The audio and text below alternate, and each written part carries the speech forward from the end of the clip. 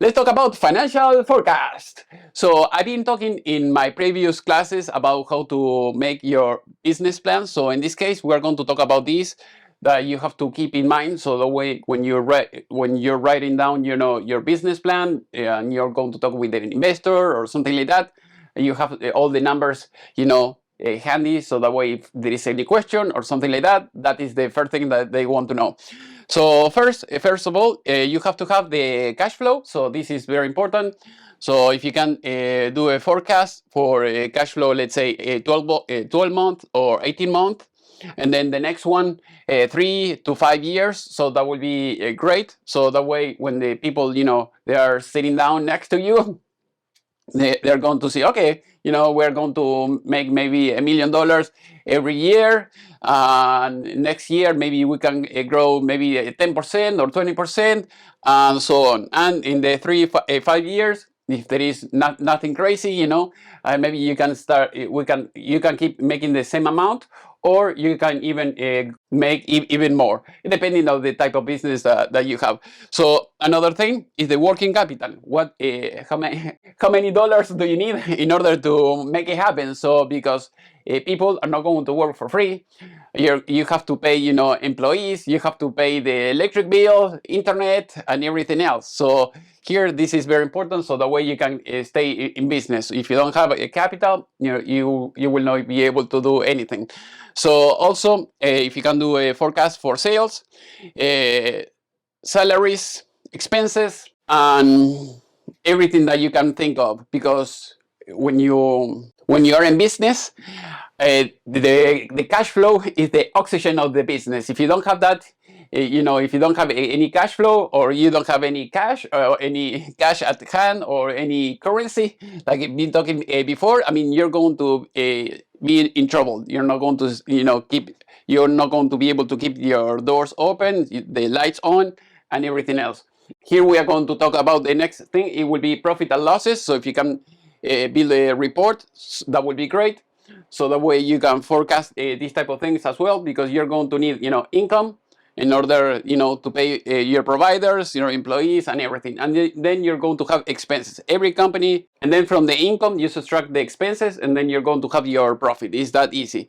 So few weeks ago, I was reading the news, and I saw that Walmart in Portland, this is in a city in United States, they were closing the doors because they have so many thieves. And there are another type of businesses, like Home Depot, Lowe's, or any other big business like that. They are having this type of issues. I did a few shops, for instance, for Dollar Tree, and when I talk with the manager, I do the shop that I have to do, and then I talk with the manager, and they see that they have cameras everywhere. And then when I ask the manager, they say, oh, yeah, we have people, stealing maybe $1 product, $2 product, or something like that. I mean, all the products are in Dollar Tree are $1.25 or $1 or something like that. So this is crazy. People are risking their life, to steal one product that costs $1, or maybe a bunch of product that costs $1, and it doesn't make any sense, because they can go to jail very easily. So they have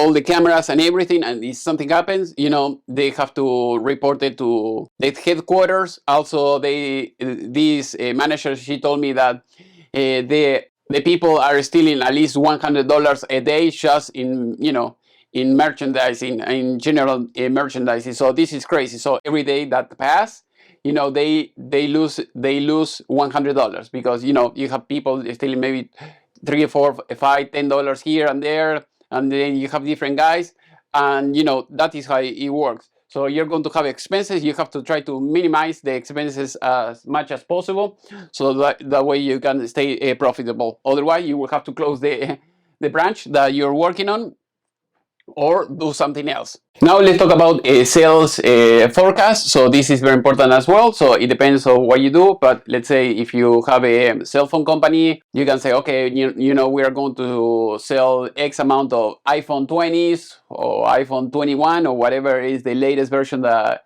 you have at the time that you see this video. And then you can say, okay, we don't have a recession, we have a booming economy. Okay, your sales are going to be, X. You can compare it maybe with the companies.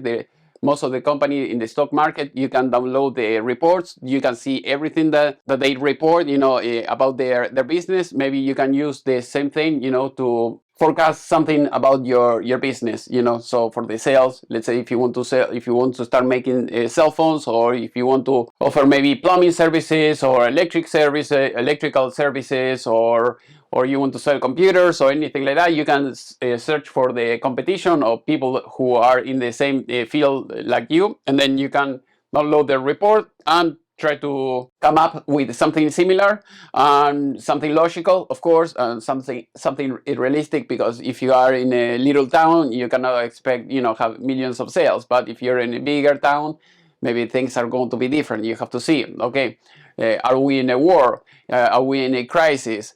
We have, many new industries coming to this town, and people are going to have more income or more disposable income, so that way they can spend it in any gadget that you're selling or anything like that. So you have to keep, all those things in mind. You have to read the news, see what's going on, or maybe you have to open the business in another location that is going to be better, or maybe better, bigger, or anything like that. Because if you are maybe starting in a little town and maybe you don't have enough customers, it might not be good. Maybe you have to move, to another location, or maybe you're in the wrong country. This is another option.